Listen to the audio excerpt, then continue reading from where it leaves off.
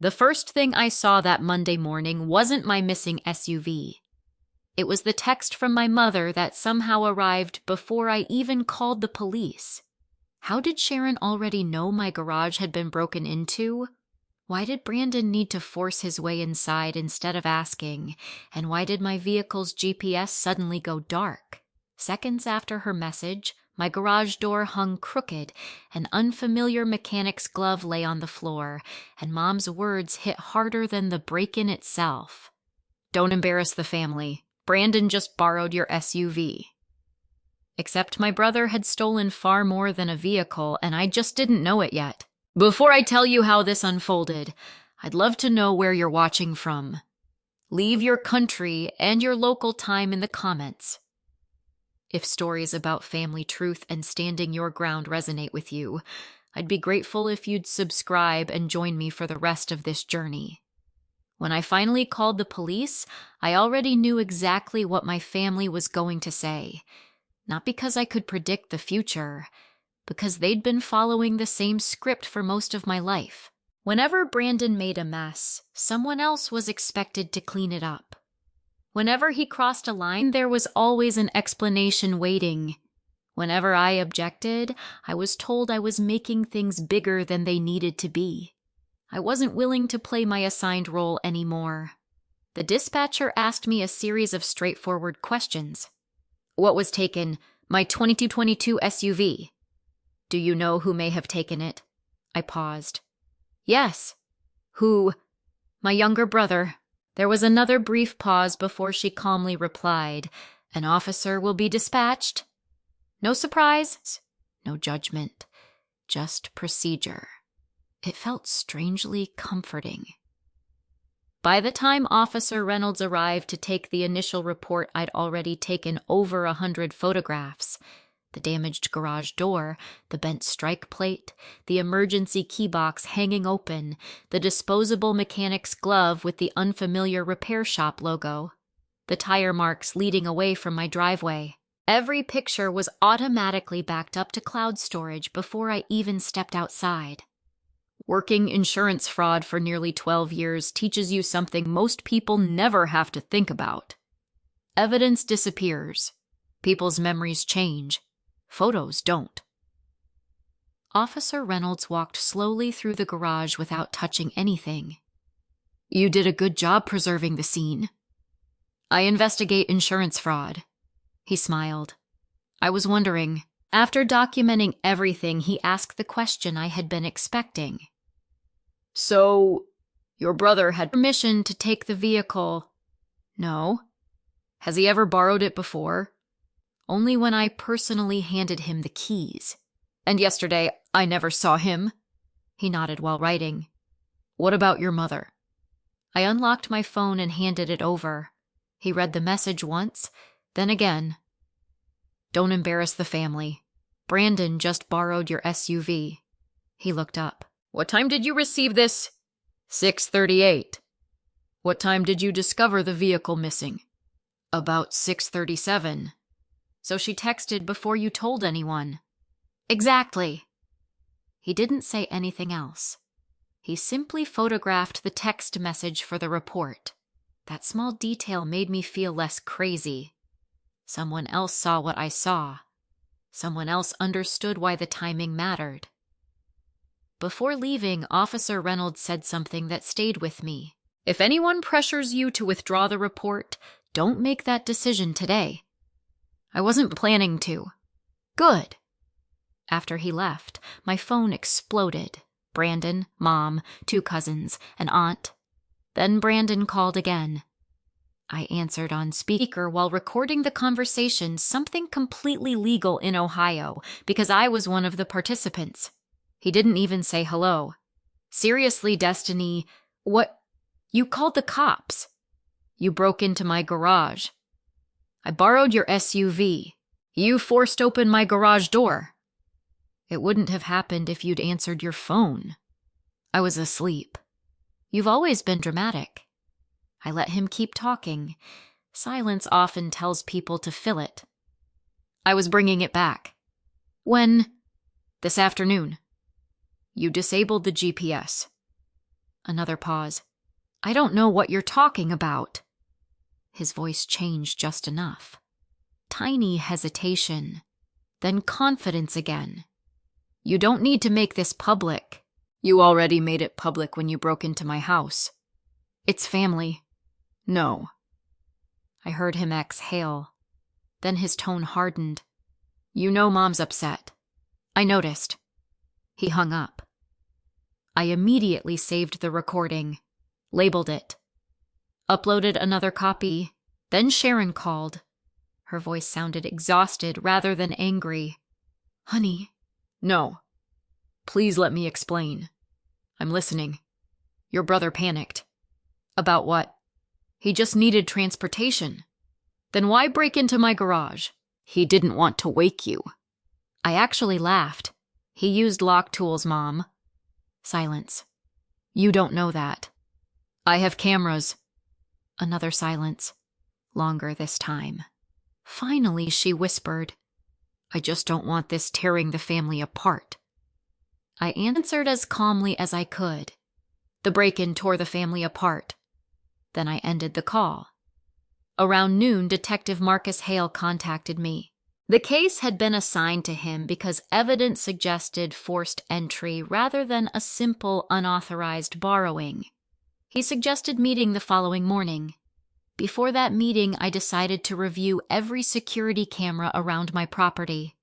I rarely watched old footage. Now every second mattered. The driveway camera first. Nothing unusual until 4:51 a.m. A pickup truck stopped across the street. It wasn't Brandon's. A man stepped out wearing a hooded sweatshirt. He looked around, then disappeared from view. 4 minutes later, Brandon's sedan arrived. He parked 2 houses away instead of in my driveway. That alone told me everything. People with permission don't park around the corner. Brandon walked toward my house carrying nothing. The other man emerged carrying a compact black tool case. Not a crowbar, not a hammer. Professional equipment. They never approached my front door. Never knocked. Never called. They went straight to the side entrance leading to the garage. The timestamp showed they were inside less than 3 minutes before the garage door opened. Efficient, practiced. Then something unexpected happened. Instead of immediately driving away, Brandon disappeared inside the garage for nearly 12 minutes. When he finally emerged, he wasn't empty-handed. He carried sealed storage boxes. One, then another, then a third. He carefully loaded each into my SUV. Only afterward did he climb into the driver's seat.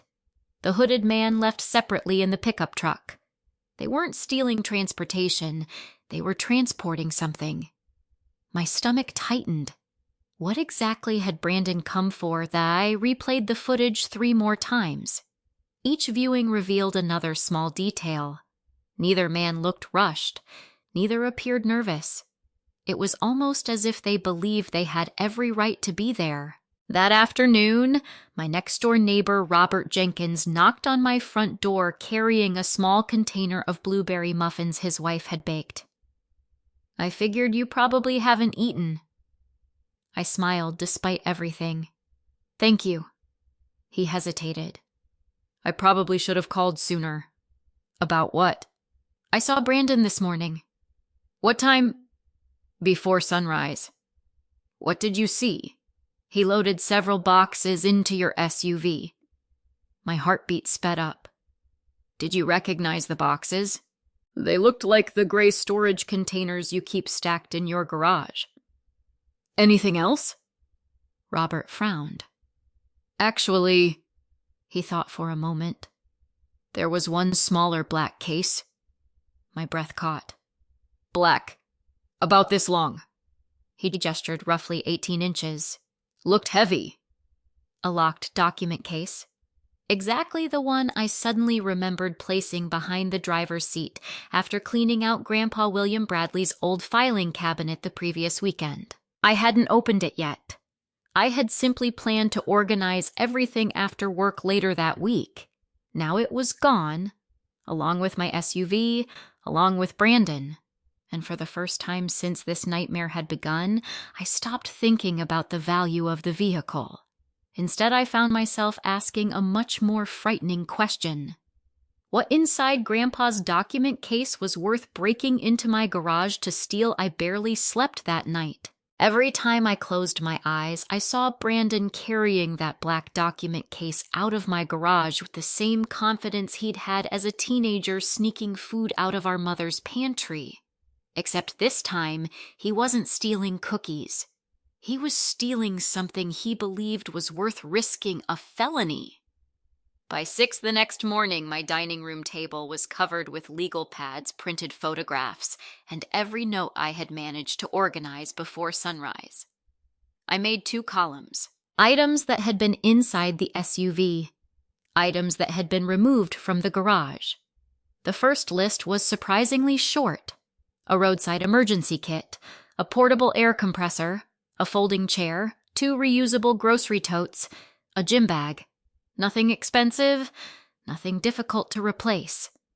The second list was different: 3 gray storage containers, 1 small locked document case. That last line kept pulling my attention back. Not because of what I knew, because of what I didn't. I honestly couldn't remember everything inside it. The case had belonged to Grandpa William Bradley. After his funeral nearly 6 months earlier, our family had divided obvious personal belongings without much conflict. His furniture had been donated according to his wishes. His truck had been sold. His bank accounts had already gone through probate. The remaining boxes had sat in my spare bedroom because no one else wanted to deal with paperwork. I'm better at organizing, I'd told everyone. No one argued. That weekend, I'd finally started sorting through everything. The locked case had been among the last things I'd loaded into my SUV after deciding to take it to my office, where I had a secure file cabinet and fewer interruptions. Now it was gone. I called Rebecca Lawson. She had been Grandpa's estate attorney for almost 20 years. She answered on the second ring. Destiny. I'm sorry to bother you so early. You never bother me. What's wrong? My brother stole my SUV. Silence. I'm sorry. What? I gave her the short version. She didn't interrupt once. When I finished, she asked only one question. Was Grandpa's black document case inside? Yes. Another pause. That's concerning. You know what was in it. I know some of it. What does that mean? There were original estate files we returned to your grandfather after he signed his final amendment. I frowned. Final amendment? You weren't aware? No. Rebecca sighed softly. I assumed your grandfather had told you. He didn't. He said he planned to. I leaned back in my chair. What amendment? I'm afraid I shouldn't discuss specifics over the phone. Even if someone stole the documents, especially because someone stole the documents. Her answer wasn't frustrating. It was responsible. As soon as Detective Hale contacts me, she continued, I'll cooperate completely. So you think the documents matter? I think someone believed they mattered.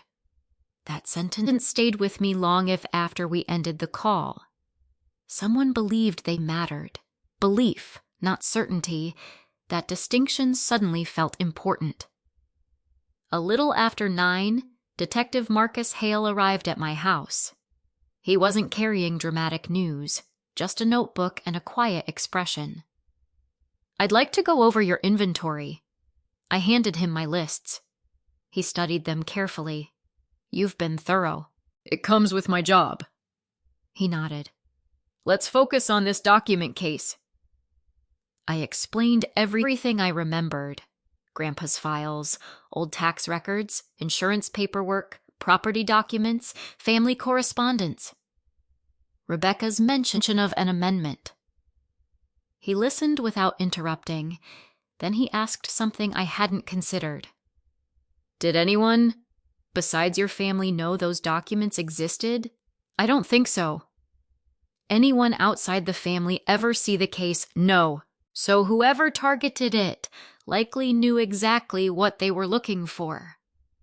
The room suddenly felt much quieter. He wasn't speculating wildly, he was following logic. Someone hadn't randomly searched my garage. Someone had gone directly to the item they wanted. He made another note. We've obtained preliminary location data from your SUV before the GPS stopped transmitting. I looked up. You found it, not the vehicle. But we know where it traveled. He unfolded a printed map.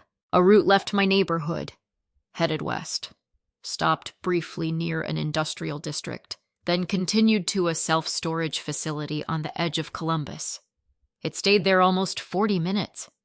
Then, the tracking device went offline. So someone intentionally disabled it. That's our working assumption. I stared at the map. Storage facility, boxes, document case. It all fit together too neatly. Detective Hale pointed to another note. We've already requested surveillance footage. Can we see it? If it's available and legally obtained. He stood. One more question. Of course. Has your brother ever expressed interest in your grandfather's estate? I almost answered no. Then I remembered Thanksgiving. Brandon had been unusually curious. Not emotional, not sentimental, practical. He'd asked whether Grandpa still owned mineral rights connected to an old family property. At the time, I'd assumed he was making conversation. Now I wasn't so sure. I think, maybe. Anything specific? He asked questions about property. Did anyone answer? My grandfather changed the subject. Detective Hale wrote that down too. Sometimes people ask questions long before they take action. After he left, my phone buzzed again. This time it was Aunt Denise. I almost ignored it. Instead, I answered. I heard you filed charges. I filed a police report. Against your own brother. He broke into my garage. Her sigh was loud enough to distort the speaker. Your mother is devastated. I imagine she is. You've always been successful, Destiny. I recognized the direction immediately, meaning, you've done well. I've worked hard. Brandon hasn't had your opportunities. There it is. What? The excuse. I'm not making excuses. It sounds exactly like one. She hesitated. I just don't understand why you couldn't settle this privately. Would you say the same thing if someone else broke into my house? That's different. Why? Because he's family. I looked around my kitchen. The damaged garage was visible through the window. Family. The word had become a shield everyone else carried while I absorbed the consequences. I answered carefully. Family should make breaking into my house less likely. Denise didn't reply. After another few seconds, she quietly said goodbye. I wasn't angry with her. Not really. She had grown up in the same environment my mother had. Protect the family. Keep problems inside the house. Avoid embarrassment. Image first. Truth later. Sometimes never. That afternoon, I decided to search my phone for every photograph I'd taken over the previous month.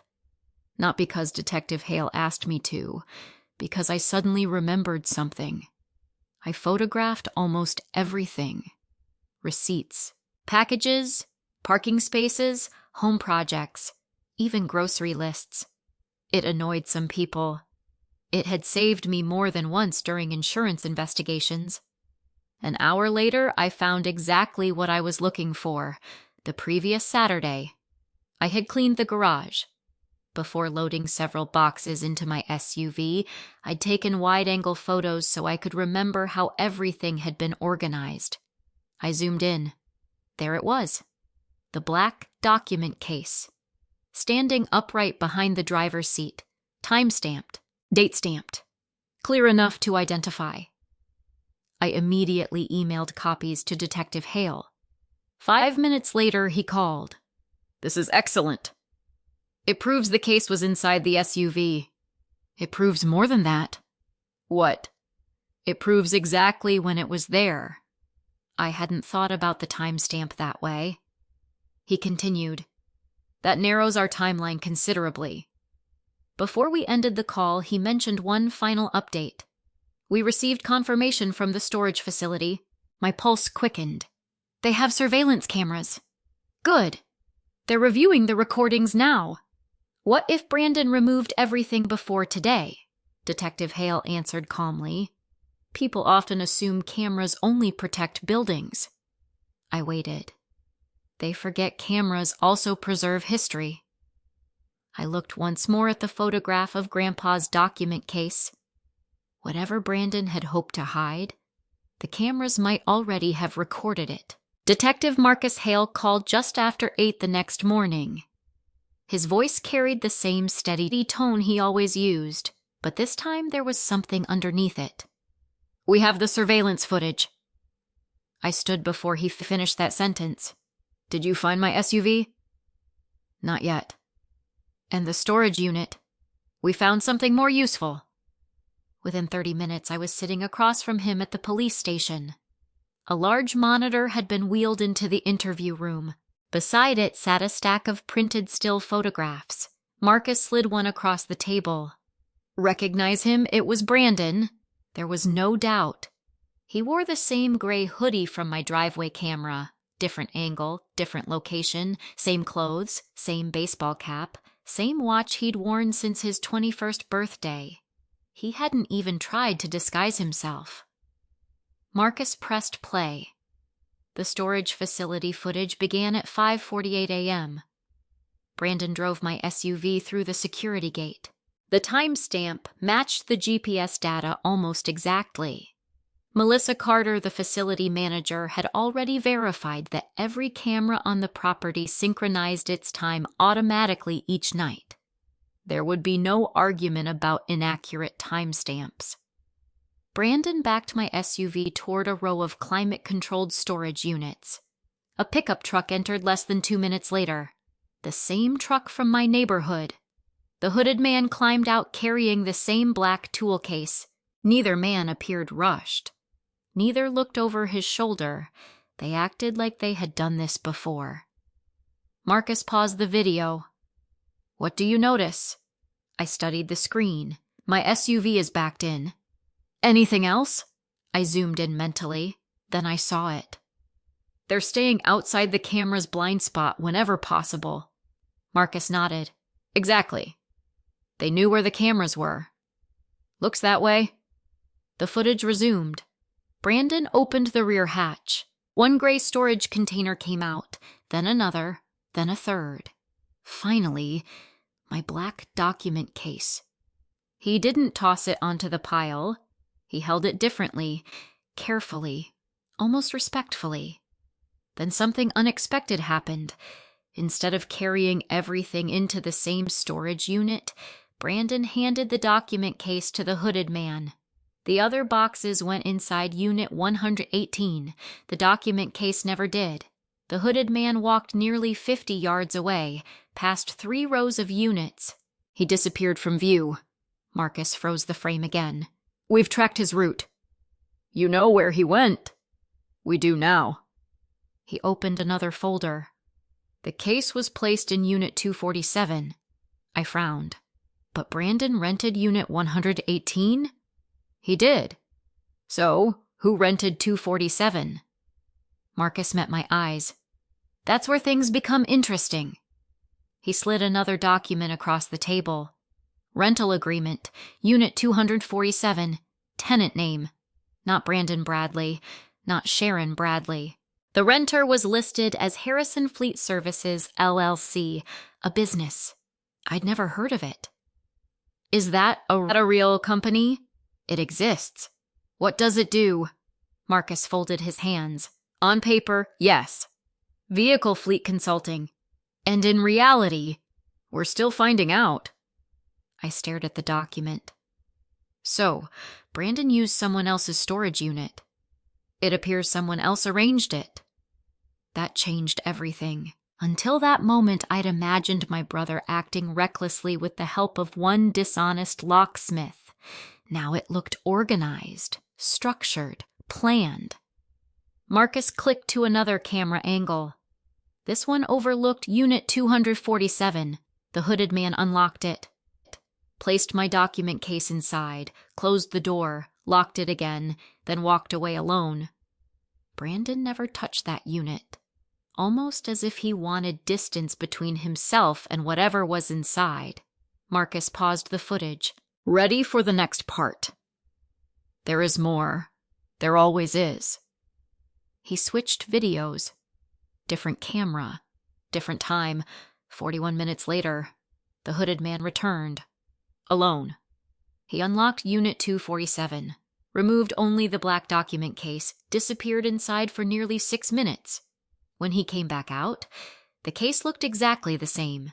Same scratches, same handle, same lock. But I immediately noticed one detail. It feels lighter. Marcus smiled slightly. You noticed. He isn't carrying it the same way. Neither did our evidence technician. He clicked forward. The hooded man returned the case to the shelf, locked the unit, left. No one touched it again. I looked at Marcus. They opened it, most likely, and put it back. That's our current theory. But why? That's what we'd like to answer. A knock interrupted us. Melissa Carter stepped into the room. She had agreed to give a formal statement after detectives requested additional records. She greeted me kindly before sitting down. I've managed this facility almost 14 years. Marcus asked the first question. Did anything seem unusual that morning? Melissa nodded immediately. Actually, yes. What? The younger man? She pointed toward Brandon, frozen on the monitor. Looked nervous. And the other individual, very calm. She thought for a moment. It felt like the older one was giving instructions. Marcus looked toward me. I didn't say anything. Melissa continued. I almost walked over because the younger man kept asking questions. What kind of questions? I couldn't hear everything. But I clearly heard him ask. She closed her eyes, remembering. Are you sure these are the originals? Every muscle in my shoulders tightened. Originals, not copies. Originals. Marcus wrote the quote into his notebook. So you're confident? I am. What happened next? The other man laughed. What did he say? Melissa answered without hesitation. We'll know in a minute. The room became silent. I wasn't thinking about the SUV anymore. Neither was Marcus. Someone had wanted to verify documents, not steal transportation, not pawn valuables, not sell a vehicle, documents, originals, my grandfather's documents. Melissa finished her statement and left. Marcus closed the folder. We obtained a warrant yesterday afternoon. For Unit 247, yes. Were the documents still there? They were. My heart leaped. You recovered them. We recovered the case. And inside, Marcus took a slow breath. Not everything was as expected. He opened another evidence photograph. The black case lay on a stainless steel examination table. Its lock had obvious tool marks. Someone had forced it open. Inside were neatly organized folders, but several tab dividers were empty. They removed files. Yes. How many? We're still determining that. I leaned closer. One photograph showed labels still attached inside the case. Property records, estate amendment, insurance policies, tax documents, personal letters. Several sections were empty. Others remained untouched. Whoever opened the case hadn't dumped everything onto a table searching randomly. They knew exactly which folders they wanted. Marcus slid over another evidence bag. Inside rested a folded blue shop towel. What is this? It was inside Unit 247. I looked closer. There was dark grease along one edge, and printed in white lettering across the middle, Fleet Pro Automotive. My pulse quickened. The glove. Marcus nodded. Same logo. The one from my garage. Our lab believes they're from the same repair business. I suddenly remembered something. The payment records. Marcus smiled. You remembered. The financial records recovered from Unit 118. He opened another folder. Several canceled checks. Credit card statements. Cash withdrawal slips. Most looked ordinary, until one payment caught my eye. Fleet Pro Automotive. $3,000. Paid 2 weeks before my SUV disappeared. No description, no invoice number, just a business name. I looked up slowly. That's not a repair bill. Marcus shook his head. No. What do you think it paid for? I'd rather know than guess. As I stared at the payment record, something else finally clicked. $3,000 was far too much for duplicating a key, far too much for basic repairs. Someone hadn't simply paid to access my vehicle. Someone had financed an entire operation, and if that money led back to Brandon, the break-in was only one piece of something much larger. I spent most of Friday trying not to make assumptions. That was one of the first lessons I'd learned as an insurance investigator. Evidence tells a story. Assumptions write fiction. $3,000 paid to Fleet Pro Automotive looked suspicious, but suspicious wasn't the same as illegal. There could have been an explanation I simply didn't know yet. Still, I couldn't stop looking at that canceled check. It sat on Detective Marcus Hale's conference table beside photographs from my garage screenshots of Brandon's text messages, storage facility surveillance, and the evidence inventory from Unit 247. Every piece fit somewhere. We just hadn't found the entire picture. Marcus walked in carrying 2 cups of coffee. I thought you could use this. I definitely can. He sat down across from me. We're going to Fleet Pro. They agreed to talk. They didn't have much choice after we served a records request. An hour later, we pulled into an industrial park on the west side of Columbus. Fleet Pro Automotive wasn't the neighborhood repair shop I'd imagined. It specialized in commercial fleet maintenance, delivery vans, company trucks, municipal vehicles. The lot was clean. The service bays were organized. Nothing about the business suggested anything shady. Marcus noticed me looking around. Sometimes legitimate businesses get pulled into illegitimate situations. Inside, the owner introduced himself. My name's Kevin Ortiz. He looked tired more than nervous. I'm guessing this isn't about brakes. Marcus gave a polite smile. No. Kevin led us into a small office overlooking the service bays. I've already told your detective I'll cooperate. He opened a file drawer before anyone asked. I've been pulling records all morning. Marcus placed the canceled check on the desk. Do you recognize this? Kevin looked down. His expression changed almost immediately. I do. You've seen it before. I deposited it. So Brandon Bradley was here. Kevin nodded slowly. Twice. Tell us everything. Kevin folded his hands. The first visit seemed normal. How so? He said he'd recently started sharing ownership of an SUV with his sister. My jaw tightened. He brought registration paperwork. No. Insurance card. No. Marcus looked up. So why proceed? Kevin sighed. Because we never duplicated a key. I blinked. I'm sorry. We refused. The room became very quiet.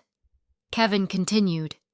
He asked whether we could cut a key using the vehicle identification number. Marcus asked, What did you tell him? I said not without proof of ownership. And then he became irritated. Kevin reached into another folder. I made notes because the conversation felt strange. He slid a printed service log across the desk. There it was. Customer declined. Ownership documentation not provided. No work performed. Date, time, employee initials. Marcus studied the record. So why the $3,000 payment? Kevin gave a humorless laugh. That's the part that's been bothering me. He opened another file. This check wasn't written to Fleet Pro Automotive. I frowned. It has your company name. It was deposited into a business account. He pointed toward the routing information. But not ours. Marcus immediately leaned forward. What do you mean? Kevin rotated the document toward us. The logo is ours. The account isn't. I stared. Someone had created a counterfeit check using Fleet Pro's business information. The company name was genuine. The bank account belonged to someone else. Marcus quietly asked, so someone was impersonating your business? Exactly. Kevin opened a drawer and removed another piece of paper. I didn't even know until my accountant called. When? 3 days ago. Why didn't you report it? I did. He handed over a police report, filed before Marcus had even contacted him. Identity theft, business fraud. Someone had cloned Fleet Pro's company logo onto counterfeit payment documents. Suddenly, the mechanic's glove from my garage made far more sense. It wasn't left accidentally. Someone wanted investigators to believe Fleet Pro had participated. Kevin rubbed his forehead.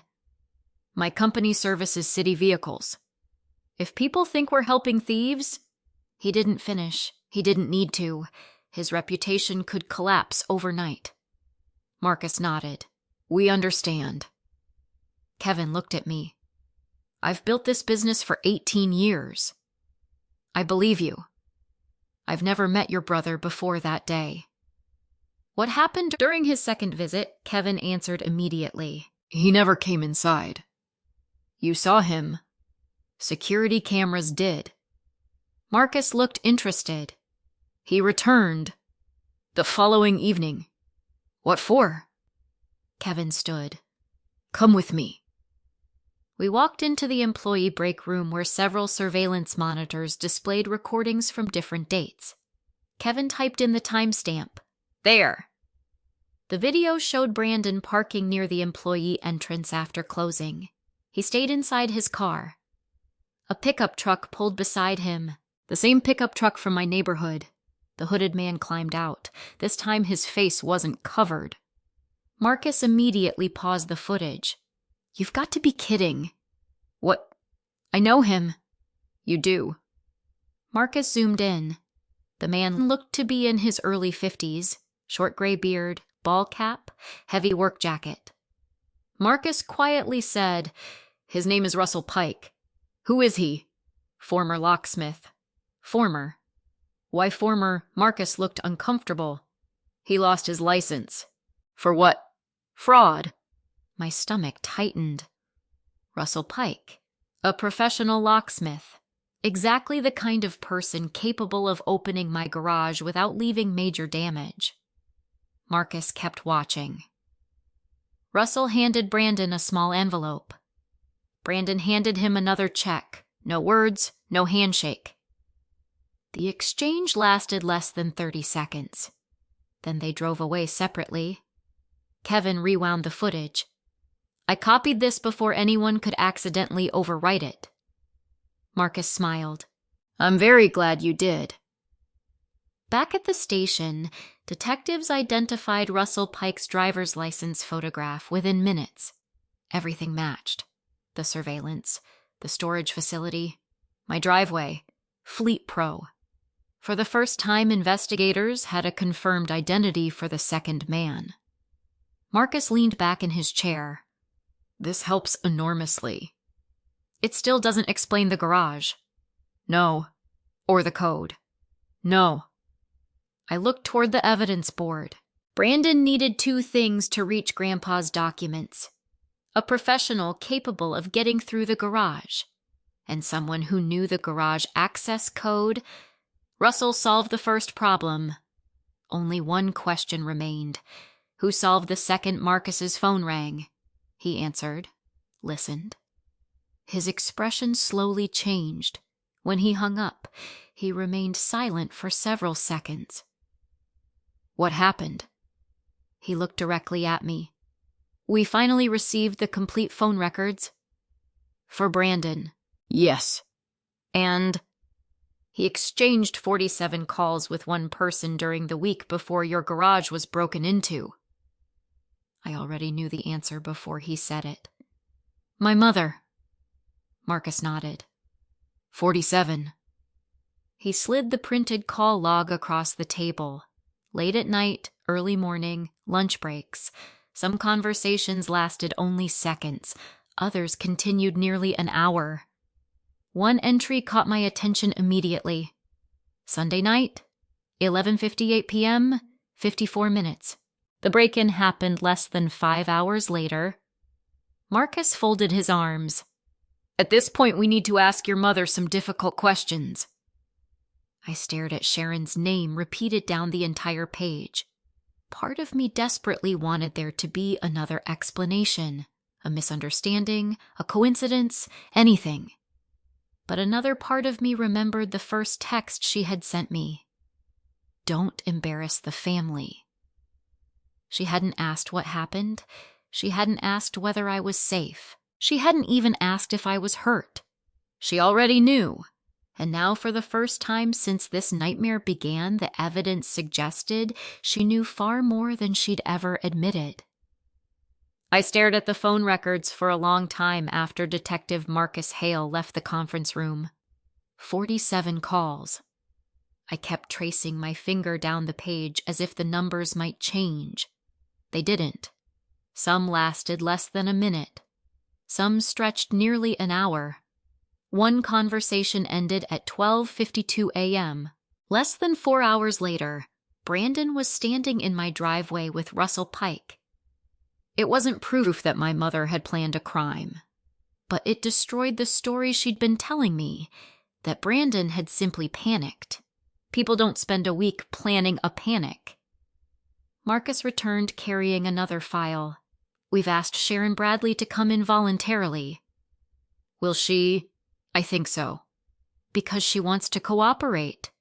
He gave me an honest answer. Because she believes she can explain this. I appreciated that he never promised outcomes he couldn't guarantee. When is she coming? This afternoon. I don't want to ambush her. You won't.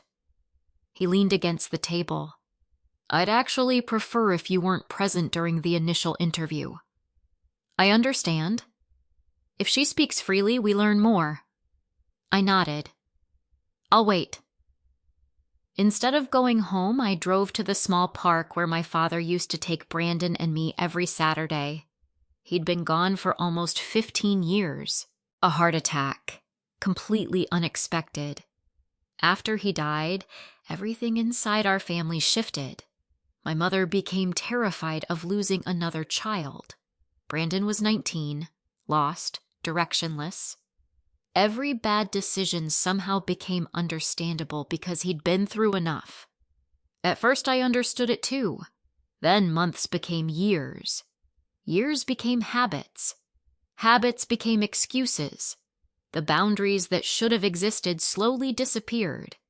If Brandon overdrew his bank account, Mom covered it. If he quit another job, Mom blamed the manager. If he borrowed money, someone else became unreasonable for expecting repayment.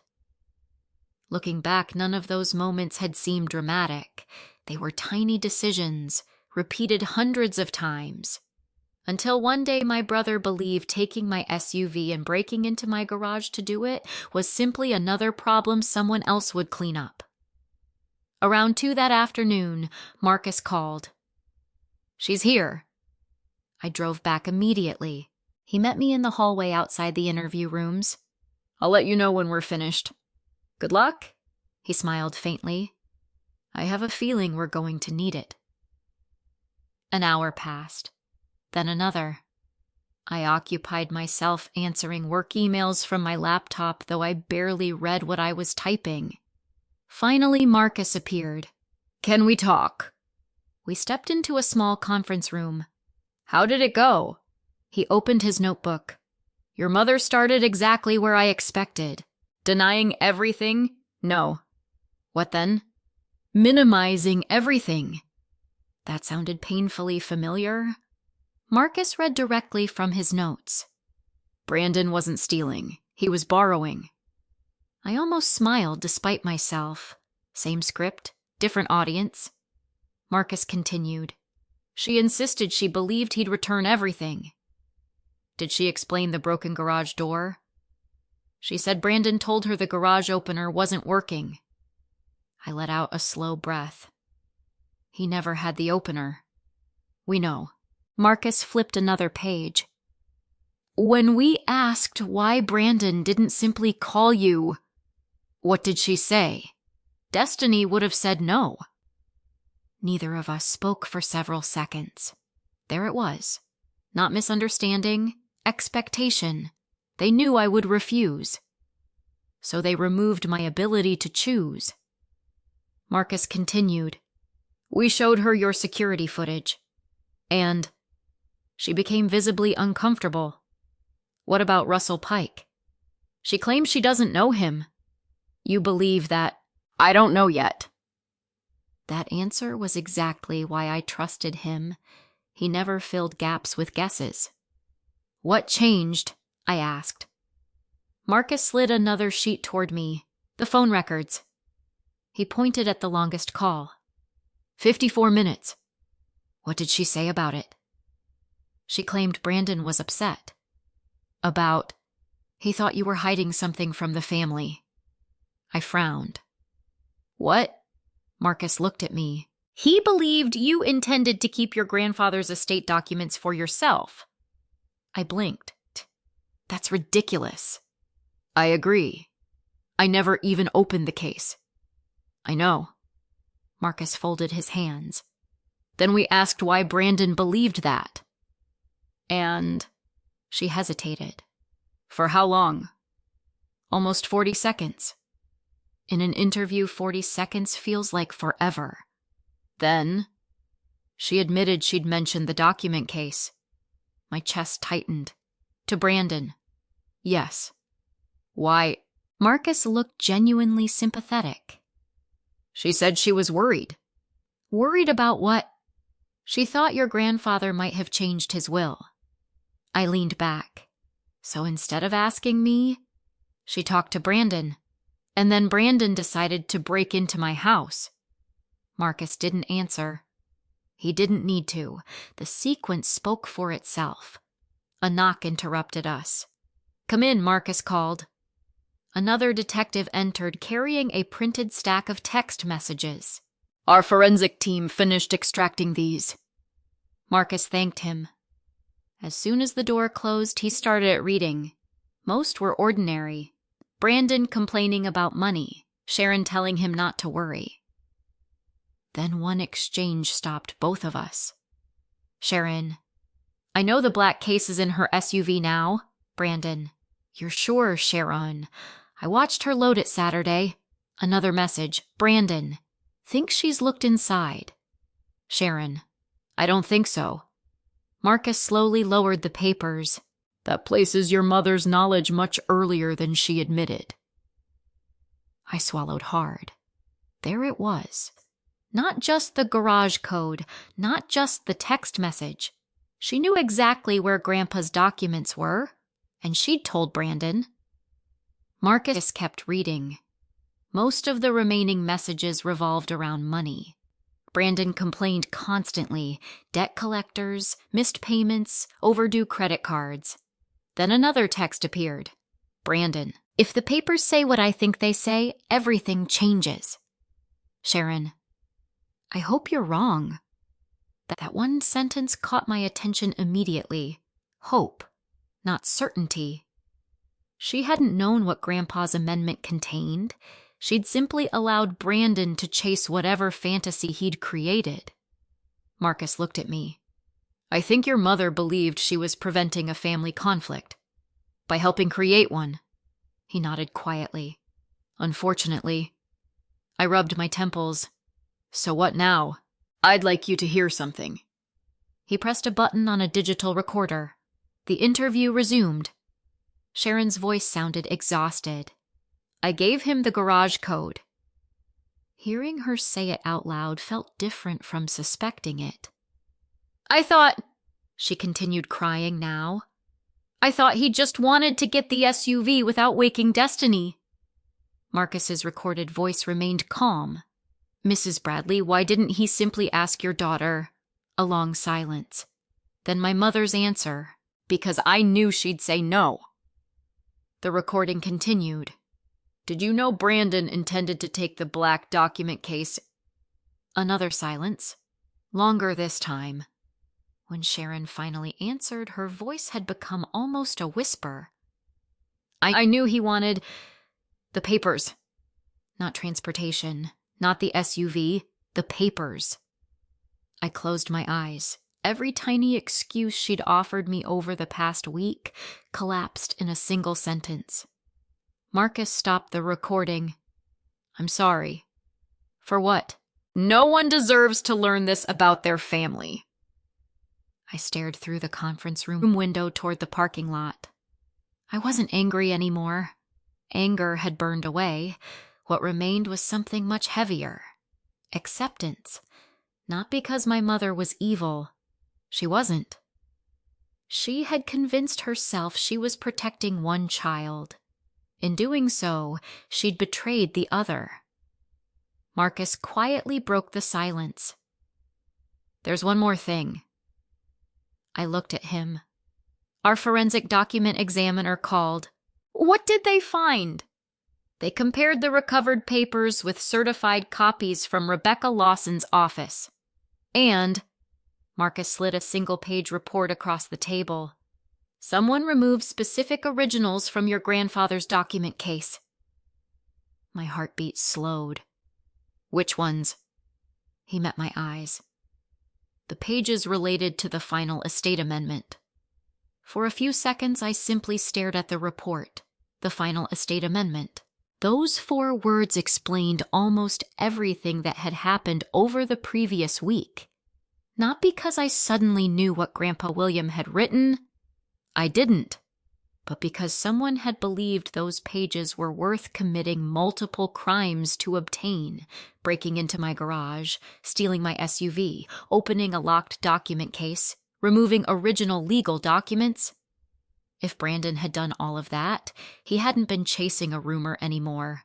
He'd been chasing an outcome. Detective Marcus Hales let the silence settle before speaking. I think it's time you met with Rebecca Lawson. The estate attorney. He nodded. She's finished reviewing every certified copy she has. When? This afternoon. Rebecca's office occupied the 2nd floor of a restored brick building downtown. It wasn't luxurious, just quiet, orderly. The walls were lined with shelves full of leather-bound legal volumes and neatly labeled client files. She greeted me with the same calm professionalism she'd always had. I'm sorry we're meeting under these circumstances. So am I. Marcus remained in the room but said very little. Rebecca placed 3 binders on the conference table. One contained certified probate filings. One contained Grandpa William's original estate plan. The third contained the certified copy of the final amendment. She rested her hand on the last binder. This is the document your brother appears to have been searching for. I looked at it without touching it. I've never read it. I know. She opened the binder carefully. Everything I'm about to explain has already been verified through probate records. She slid the first page toward me. Grandpa William had signed the amendment just 7 weeks before he passed away. Every signature, every witness, every notarization, everything had already been accepted by the probate court months earlier. Rebecca looked at me. Whatever Brandon hoped to accomplish, he was already too late. What do you mean? The amendment had already been legally recorded. I frowned. So stealing the original couldn't erase it? Correct. Then why risk everything? Rebecca folded her hands. Because many people misunderstand how estate documents work. Marcus nodded. We see similar misunderstandings in fraud cases. Rebecca continued. The original signed document certainly has value. But the court already possesses certified copies, meaning no one could simply destroy the original and rewrite history. I leaned back. So Brandon never actually had a chance? Not legally. That realization hit me harder than I expected. My brother had destroyed his own future chasing something impossible. Rebecca turned another page. I also need to explain something else. The amendment, she smiled gently. I suspect your family misunderstood your grandfather's intentions. She pointed to a paragraph near the center. This is the provision everyone seems to have been searching for. I began reading. Halfway through the paragraph, I stopped. Then I read it again. Wait. Rebecca nodded. Exactly. It doesn't say I inherited more. No. It doesn't reduce Brandon's inheritance. No. It doesn't remove anyone. No. I looked up in complete disbelief. So what changed? Rebecca answered quietly. Your grandfather appointed you as the independent executor of the estate. I blinked. That's all? It isn't a small responsibility? No, but... It isn't additional wealth. She smiled. It is additional responsibility. I almost laughed. Not because it was funny, because it was unbelievable. Everything, every lie, every crime, every broken relationship had been built around a false assumption. Grandpa hadn't secretly left me millions. He hadn't disinherited Brandon. He hadn't rewarded one grandchild while punishing another. He had simply chosen the family member he trusted to carry out his wishes fairly. Rebecca seemed to read my thoughts. Your grandfather admired your judgment. I swallowed. He never told me. He worried it would create resentment. I looked down at the amendment again. Ironically, keeping it secret had created exactly the resentment he feared. Marcus finally spoke. This also explains motive. I nodded slowly. Brandon assumed executor meant owner. Likely. And Mom believed him. That's our conclusion. Rebecca reached into another folder. Unfortunately, she hesitated. There's something else. She handed Marcus several enlarged photographs. They came from the forensic document examiner. Marcus spread them across the table. At first glance, they looked identical. Then he pointed. Notice these margins. I leaned closer. One page had slightly narrower spacing. Another had a different font weight. A third showed inconsistent printer alignment. These aren't originals. No, Rebecca answered. They're replacement pages. I stared. Replacement. Marcus nodded. Our examiner believes someone attempted to substitute newly printed pages for the originals. So Brandon wasn't just stealing documents. He was trying to replace them. Rebecca carefully laid the pages side by side. The wording appears almost identical. What changed? She highlighted several sentences. Small edits. Nothing dramatic. Just enough. One paragraph weakened the executor's authority. Another added language requiring unanimous family approval before certain estate decisions. Another removed independent authority over property transfers. To most people, the edits looked harmless. To an attorney, they were enormous. Rebecca looked at me. If these pages had somehow fooled someone years from now, they could create endless legal disputes. She nodded. Exactly. Marcus asked the obvious question. Would they survive court? Rebecca shook her head. Not once examined. But they could delay estate administration. They absolutely could. I suddenly understood Brandon's thinking. He didn't need to win permanently. He only needed enough confusion to pressure everyone into negotiating. Delay, conflict, guilt. Family pressure. The same tools he'd always relied upon, only now they were wrapped inside legal paperwork. Marcus opened another evidence envelope. Our lab also completed handwriting comparisons. He slid a report toward Rebecca. She scanned it, then looked at me. The initials written on the replacement tabs, she pointed to one section, were made by Brandon. Not probable. Not maybe. Confirmed. Marcus added another report. And the printing metadata. Rebecca adjusted her glasses. This is interesting. What? The replacement pages weren't created weeks ago. When? She looked directly at me.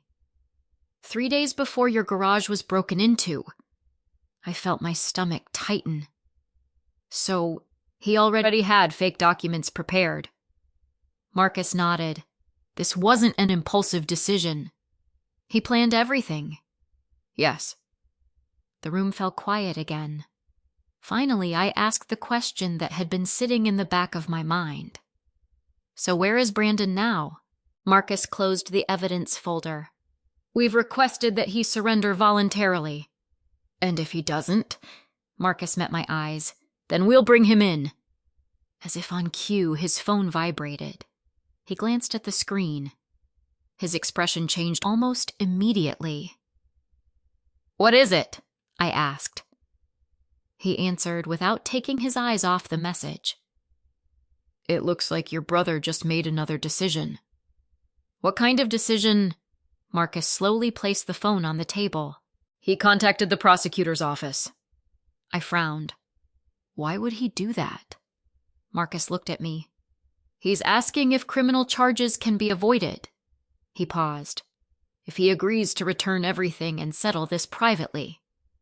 When Detective Marcus Hale told me Brandon had contacted the prosecutor's office, my first reaction wasn't satisfaction. It was confusion. For the first time since this began, Brandon wasn't denying anything. He wasn't blaming me. He wasn't hiding behind our mother. He was negotiating. Marcus folded his phone and looked across the table. The request didn't come through an attorney. It came directly from him. Yes. Can he do that? He can ask. And the prosecutor won't discuss resolutions before reviewing all the evidence. I nodded. That sounded exactly right. The legal system wasn't a family dinner where the loudest person controlled the conversation. There were procedures, evidence, rules. For the first time in years, Brandon was dealing with people who couldn't be manipulated by guilt. 3 weeks later, the case officially moved into court.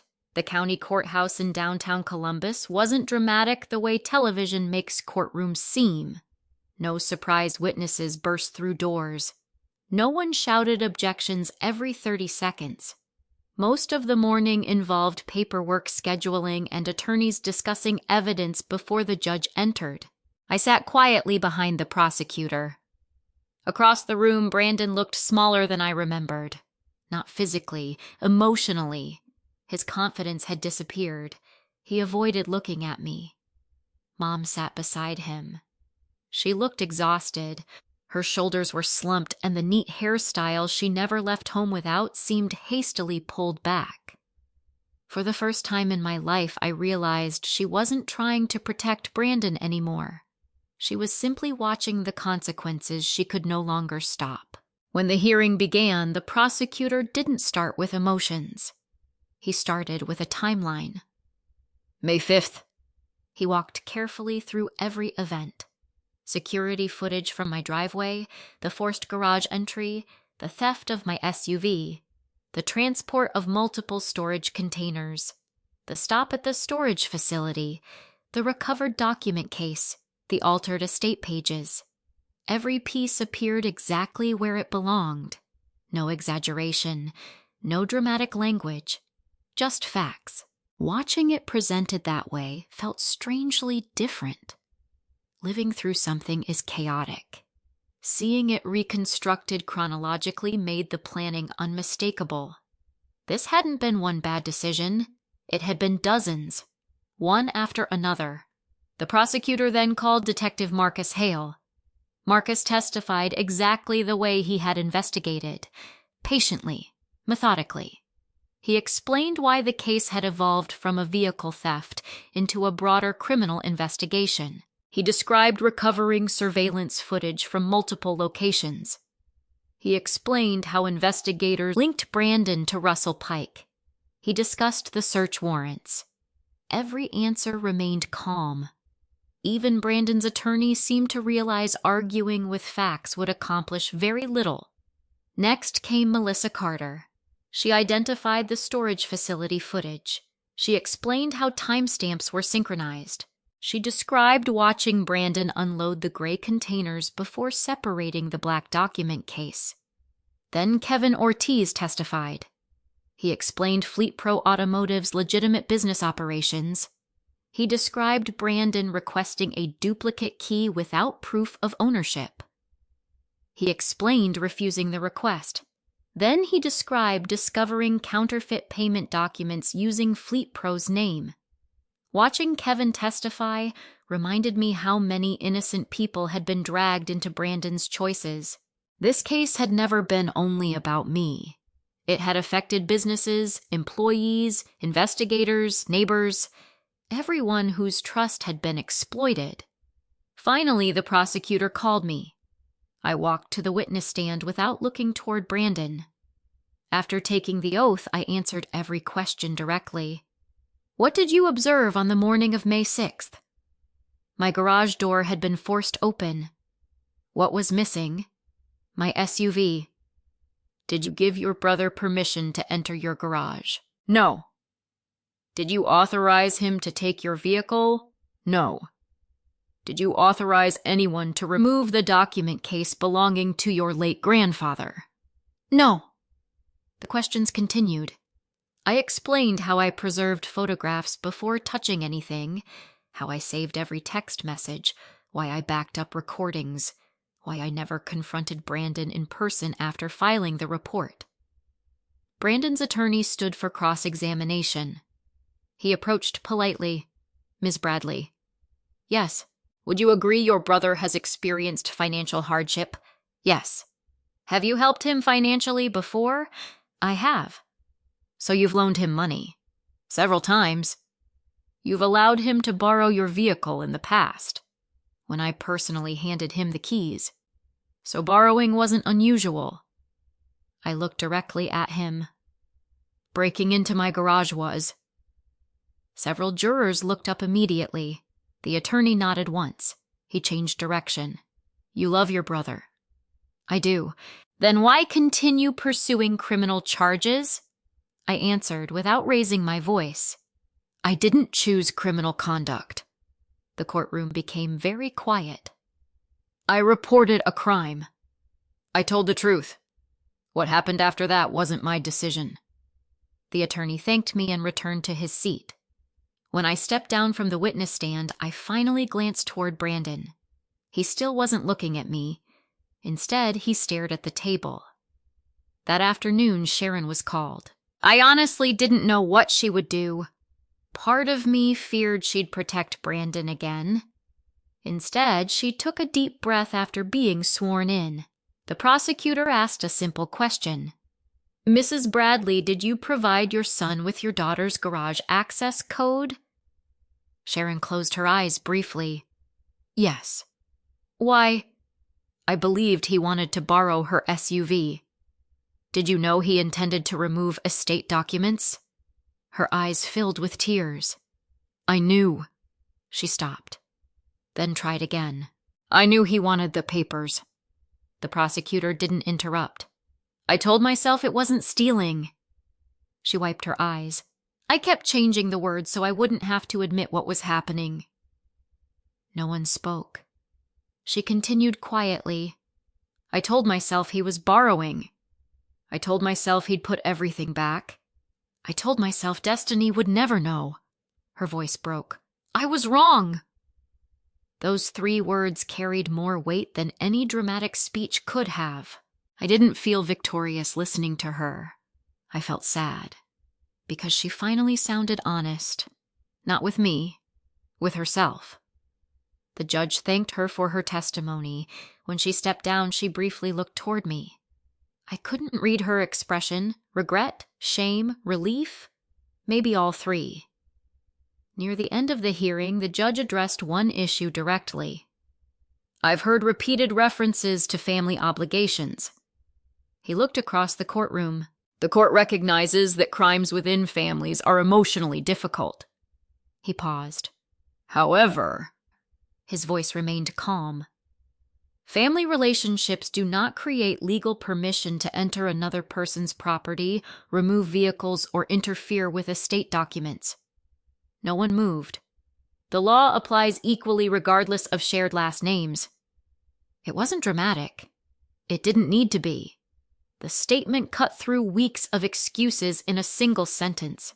By late afternoon, the hearing concluded. The judge found there was sufficient evidence for the criminal case to proceed on the charged offenses. Outside the courthouse, reporters waited behind barricades, though the case attracted only brief local attention. Marcus walked beside me toward the parking lot. "You handled yourself well." "I was just telling the truth. That's usually enough." As we reached my car, I heard someone call my name. "Destiny." I turned. Sharon stood several yards away. She wasn't crying anymore. She wasn't defending Brandon. She simply looked tired. "I know I don't deserve it." She hesitated. "But would you give me 10 minutes? Marcus quietly stepped away, giving us privacy. I looked at my mother. For the first time since this all began, there wasn't another excuse waiting behind her eyes. There was only a question. And I realized my answer would have nothing to do with the courtroom. It would determine whether there was any future left between us at all. I didn't answer my mother immediately. For several seconds, neither of us spoke. The courthouse parking lot slowly emptied around us. Attorneys climbed into their cars. Court employees headed home. Marcus gave me one small nod from a distance before driving away. He understood this conversation wasn't part of the investigation anymore. It was part of everything that came after. Finally, I looked at my mother. 10 minutes. She nodded gratefully. "Thank you." We walked to a small public park across the street. There was a bench beneath an old maple tree overlooking a pond. It was quiet enough that we could hear the water moving. For a long time, Sharon simply stared at the ground. Then she said something I never expected. "I owe you an apology. Not, 'I'm sorry you were hurt.' Not, 'I'm sorry this happened.' An apology. Specific. Intentional." I waited. She took a deep breath. "I spent years convincing myself I was protecting your brother." Her hands trembled slightly. "But I wasn't protecting him." She looked at me. "I was protecting myself." I frowned. "What do you mean?" "I couldn't accept that I'd failed him." The honesty caught me off guard. Every bad decision he made felt like another reminder that I hadn't done enough after your father died. She looked toward the pond. "So every time Brandon made another mistake, I made one with him." I listened quietly. "I paid his bills. I defended him. I blamed employers. I blamed girlfriends. I blamed bad luck. I blamed everyone except the person making the decisions." She wiped away a tear. "And every time you objected," her voice broke, "I treated you like the problem because you reminded me of the truth." I had imagined this conversation dozens of times over the past few weeks. In every version, I was angry. I confronted her. I demanded answers. Instead, I mostly felt tired, not exhausted from the investigation, exhausted from carrying expectations that had never belonged to me. "I need you to understand something," I said. She nodded. "I never wanted Brandon arrested." She looked surprised. "I wanted him to stop." "I know. No." I shook my head. "I don't think you do." I leaned forward. "If he'd called me that morning..." and said he was desperate. I would have helped him. She closed her eyes. I know, but he didn't. He broke into my home. You gave him the code. You asked me to stay quiet. And when I refused, everyone acted like I betrayed the family. Sharon covered her face. I know. There was that phrase again. This time I believed she meant it. After several minutes, she reached into her purse. I brought something. She handed me a thick manila envelope. What's this? Everything I should have given the police immediately. I slowly opened it. Inside were bank statements, credit card records, loan notices, copies of cashier's checks. Several handwritten notes. What am I looking at? My accounts. I looked up. Why? Because Brandon didn't just ask me for the garage code. My stomach tightened. He borrowed money. How much? She gave a sad smile. I stopped keeping track. I kept reading. One withdrawal, $5,000, another, $3,000, another, $2,500. The date stretched back almost 3 years. He told me every loan would be the last one. She laughed bitterly. They never were. One receipt immediately caught my attention. Cash withdrawal, $3,000, exactly 2 weeks before my garage was broken into. The amount matched the counterfeit Fleet Pro payment investigators had found. I looked at her. Mom. She nodded. I know. You gave him that money. I did. What did he tell you it was for? He said he was paying off a business debt. I slowly closed the folder. He lied. I know. Did you know where the money actually went? No. She looked down. I was afraid to ask. I suddenly understood something that had bothered me from the beginning. Brandon hadn't funded his own scheme. He'd convinced Mom to finance it. Without realizing it, she'd paid the man who helped break into my garage.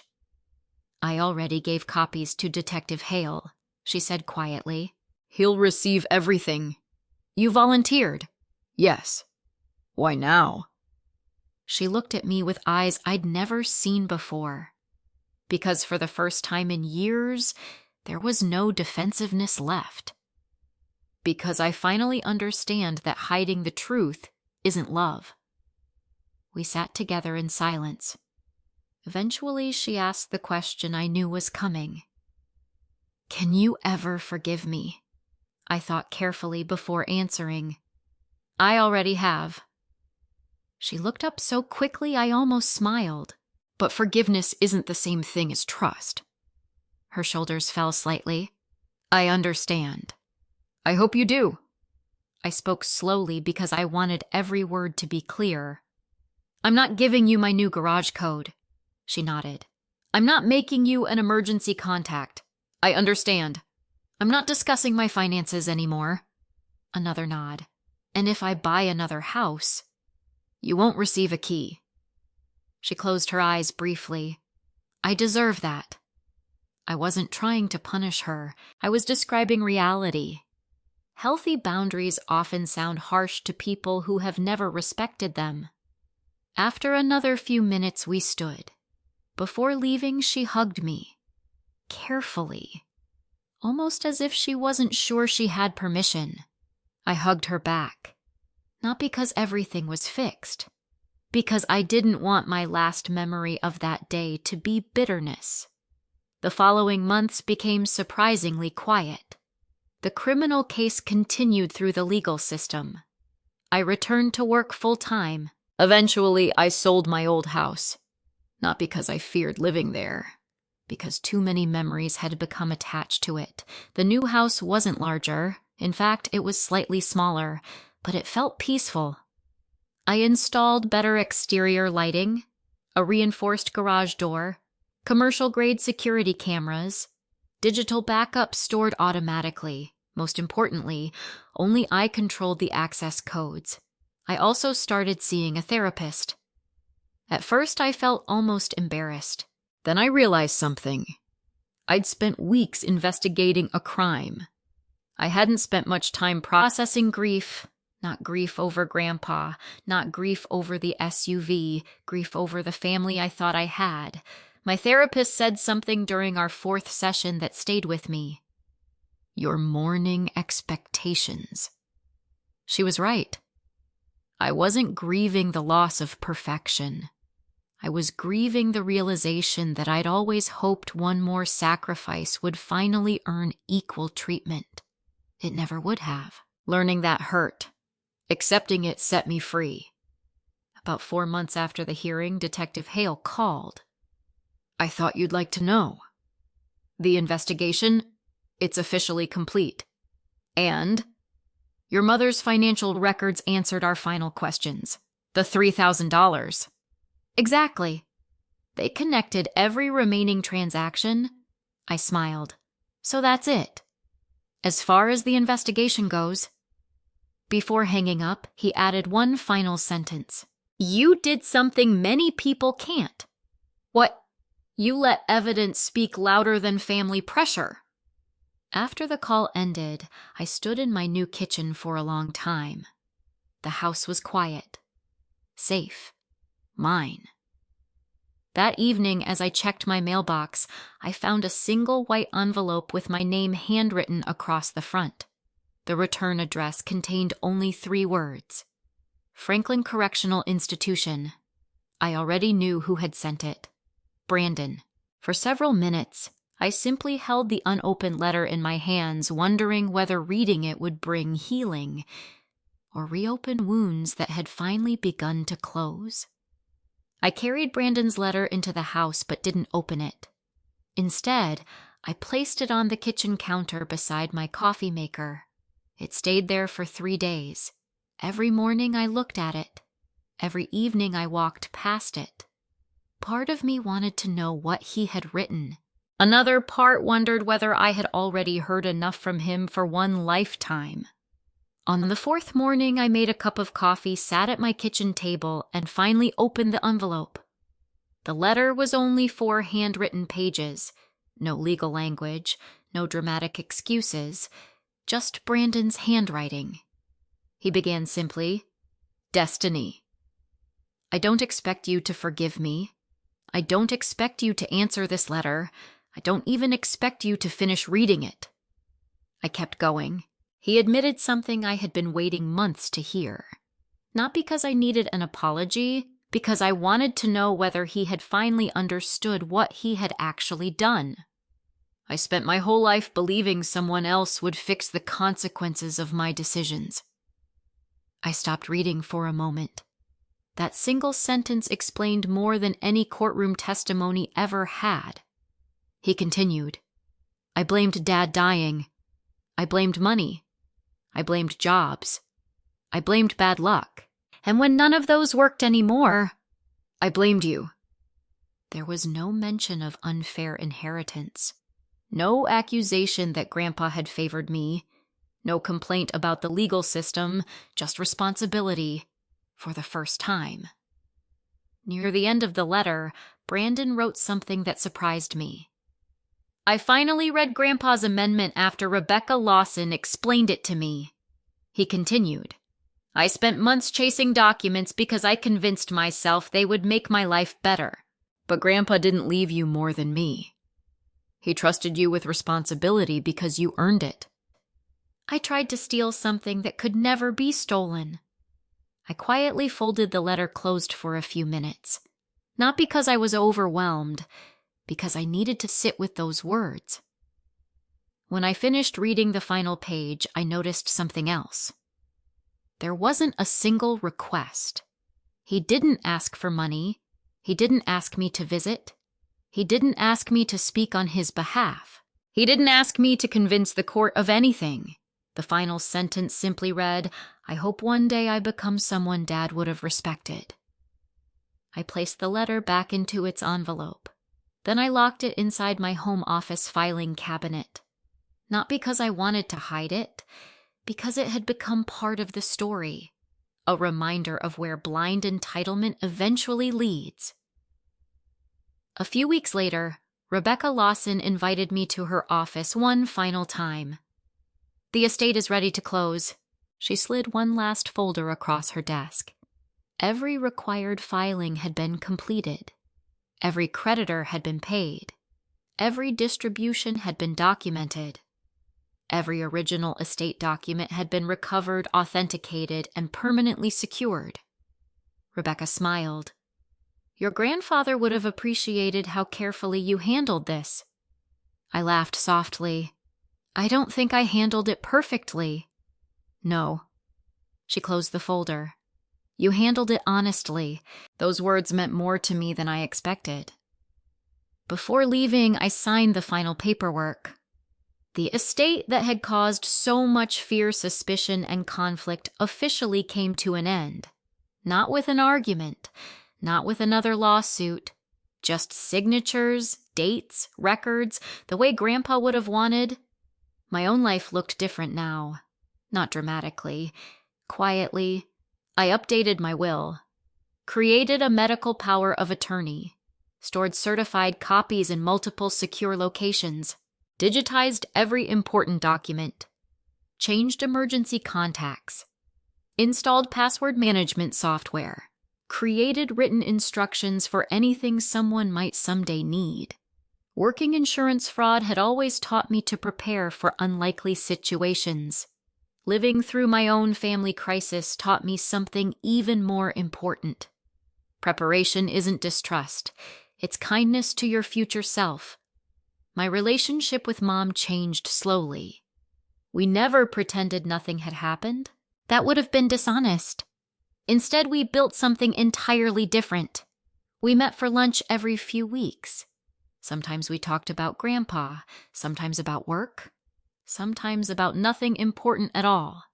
She never again asked about my finances, never asked for spare keys, never suggested I help Brandon financially. She respected every boundary I'd established. Not because I demanded it repeatedly, because she finally understood why those boundaries existed. Trust didn't return all at once. It returned in small pieces. One kept promise at a time. One respected boundary at a time. One honest conversation at a time. That was enough. Nearly a year after the break-in, I stood in my new garage one Saturday morning while organizing holiday decorations. The reinforced garage door rolled down quietly. Security cameras blinked overhead. Everything was ordinary, peacefully ordinary. I smiled because I realized something. For months, I'd believed the most important thing stolen from me had been my SUV. Then I thought it was Grandpa's document case. Then I believed it was my trust in my family. I had been wrong every time. The most valuable thing Brandon almost took from me was confidence in my own judgment. If I had ignored the broken garage door, if I had listened when Mom said not to embarrass the family, if I had doubted myself instead of following the evidence, none of the truth would have come to light. Justice didn't happen because I was lucky. It happened because I stayed patient when people wanted me to react emotionally, because I documented facts instead of arguing, because I trusted evidence more than pressure, and because I finally accepted something that took me 36 years to learn. Loving your family does not require sacrificing the truth. Protecting your peace is not the same thing as punishing someone else. Sometimes the healthiest boundary isn't walking away forever. Sometimes it's leaving the door unlocked only for people who have learned to knock. There was a time when I believed saying no to family meant I was being selfish. I know now that healthy boundaries are not walls built out of anger. They are doors that allow trust to exist safely. If you've ever been pressured to stay silent because family comes first, I hope this story reminds you that love and accountability can exist together. Protecting yourself from manipulation is not revenge. Reporting the truth is not betrayal. And forgiveness when it comes does not require restoring the same access that allowed someone to hurt you in the first place. Healing rarely arrives all at once. It grows through small decisions, choosing honesty over appearances, evidence over assumptions, and peace over endless arguments.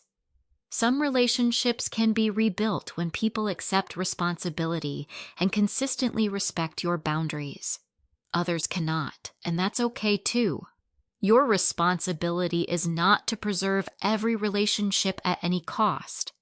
It is to protect your integrity while leaving room for genuine change when it is earned. If you've ever experienced something similar, I'd love to hear your thoughts or your own story in the comments.